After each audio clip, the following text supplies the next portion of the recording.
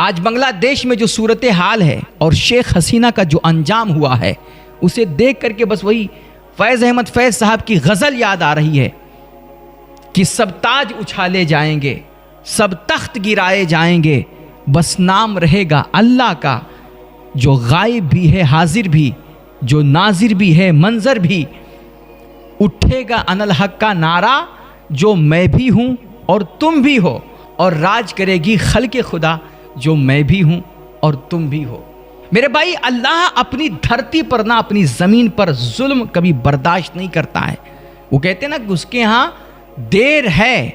لیکن اندھیر نہیں ہے، وہ تھوڑی سی مہلت دے دیتا ہے ان ظالموں کو، ان بدماشوں کو اور ان تانا شاہوں کو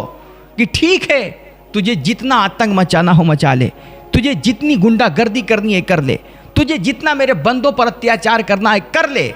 لیکن جب وہ شکنجہ کستا ہے نا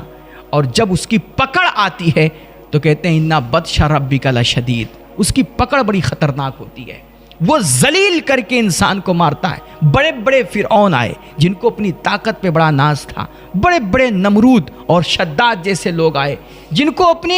اپنی دولت پہ اور اپنی حکومت پہ، اپنی اقتدار پہ اور کرسیوں پہ بڑا غرور تھا، لیکن اللہ نے جب انہیں مسئلہ اور ان کی پکڑ فرمائی نا تو ایسا نمرود کو ایک چھوٹے سے مچھر سے ہلاک کیا، ایک مچھر جس کی کوئی حیثیت ہی نہیں ہماری آپ کی نظر میں۔ اسی طرح فرعون کو جب دریا میں غرق کیا نا تو صرف دریا میں غرق نہیں کیا بلکہ اسے رہتی دنیا تک عبرت بنا کر کے رکھ دیا کہ اس کی لاش کو نہ سمندر نے قبول کیا، نہ زمین نے قبول کیا، نہ آسمان نے اس کو اچکا، اور آج بھی اس کی سڑی ہوئی لاش اپنے وقت کے فرعونوں کو یہ سبق دے رہی ہے کہ اللہ کی دھرتی پر تانا شاہی اور اپنی کرسی اور سطح کے نشے میں آ کر کے اللہ کی مخلوق پہ ظلم کرنا، زیادتی کرنا، اس کے بندوں کو ستانا، یہ انسان کے لیے ٹھیک نہیں ہوتا ہے۔ شیخ حسینہ بڑے اچھے سے حکومت کر رہی تھی، کتنے سالوں سے وہ راج کر رہی تھی، لیکن جب اس نے ضد دکھائی، اکڑ دکھائی اور اللہ کے بندوں پر ظلم کرنا شروع کیا، بتائیے دیکھیے کہ کتنے 300 زائد لوگوں کو اس نے مروا دیا، کتنے اپنے آفیسروں کو اس نے ریٹائر کروا دیا، اپنے خلاف اٹھنے والی ہر آواز کو اس نے دبانے کی کوشش کی، اپنے جو مخالف جو پارٹیاں ہوتی تھی، جو نیتا ہوتے تھے، ان سب کو اس نے جیلوں میں ڈلوایا، اور جو امن اور شانتی کی بات کرنے والے جو لوگ تھے، جو جمہوریت کی بات کرنے والے لوگ تھے، ان سب پر اس نے کٹر پنتھی کا الزام لگا کر کے ان کو یا تو مروانے کی کوشش کی یا تو ان کو جیل میں ڈلوا دیا، ان کی زندگیوں سے کھیلا اس نے۔ پھر کیا ہوا انجام؟ آج دنیا دیکھ رہی ہے کہ اس کو دیش چھوڑنے پر مجبور ہونا پڑا، آج وہ بے گھر ہو چکی ہے، بے وطن ہو چکی ہے۔ شیخ حسینہ کے اس انجام سے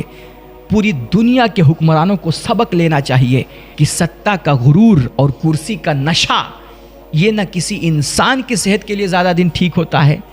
اور نہ کسی پارٹی کی صحت کے لیے ٹھیک ہوتا ہے۔ ظلم جو بھی اللہ کی دھرتی پہ کرے گا اور جب بھی اللہ کے بندوں کے ساتھ کوئی اتیاچار ہوگا تو یہ نہ سمجھے اپنی طاقت کے بلبوتے کہ ہمارے پاس بہت ساری سیکورٹی ہے، ہماری اکثریت ہے، ہمارے پاس کرسی ہے، یا ہمارے پاس بہت زیادہ ٹیکنالوجی ہے، سیکورٹی ہے، وغیرہ وغیرہ۔ وہ یہ نہ سمجھے کہ ان تمام چیزوں کی وجہ سے ہمارا کچھ نہیں ہو پائے گا۔ یاد رکھیں، خون مظلوم زیادہ نہیں بہنے والا،